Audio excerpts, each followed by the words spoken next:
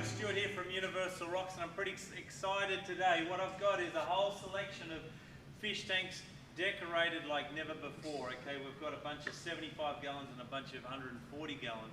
But I've got my good friend here, Dan and Mark, and we're making aquariums in our facility as well as all the decorations. And really, what have we got here, Dan? We've set up a 75 gallon tank.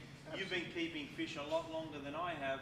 What's this most suitable for? Well, most popular fish, of course, freshwater community fish. This is ideal for that. Any of the Amazon cichlids would be fine, but generally speaking, a community fish, freshwater fish, angelfish, mollies, platies, and the like. Okay. The purpose of this really is obviously to sell our product. There's no question there, but to get it easy for the end user who's not used to aquascaping their tank. So we've done that with a whole selection of some of our best and newest pieces of rocks and trees and what have you. So let's move along to the 140 gallon tank. We've got it set up in two ways. We've got it set up great for African cichlids, which you're a king of. You've had these for many, many years. This has been one of my favorite decorations. This is the Texas wall. You might remember me speaking of it some time ago, but here it is knocked down to a 48-inch version. Again, one of the more popular size tanks. Accented with a couple of foreground rocks. This is what's called a hardscape, so there's no plants. Definitely an African cichlid type of tank.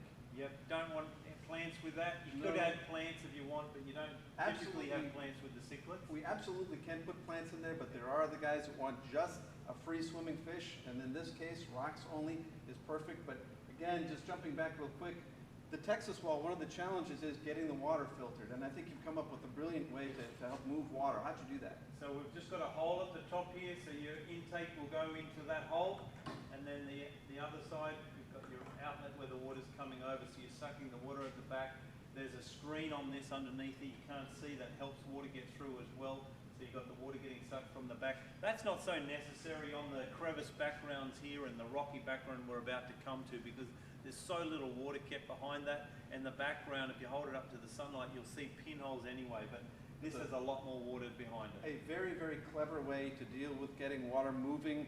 What most people would think that's a stagnant area, it's definitely not. So putting the screen on there, allowing water to move back into the intake, it also eliminates the need for a screen on the intake itself. You notice when you put that hose in there, there is no screen over the cover, so it's moving tons and tons of water. Okay, we've got our best-selling background here. This is our rocky background. Comes in all sizes from 10 gallon to 225 gallon off the shelf. And then we've put one of the best bits of wood I've ever molded.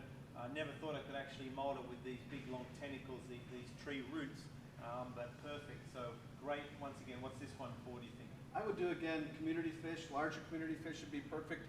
In my mind, one of the coolest things you've done here is solve the floating plant issue. If you notice, this is actually now got a handy rock on the very bottom. So in the past, fish will dig up the plants and they would float. Well, now we've solved that problem. It's just another innovation from Universal Rocks. So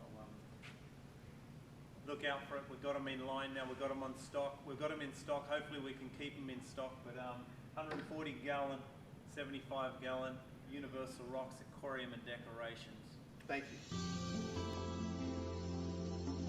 you.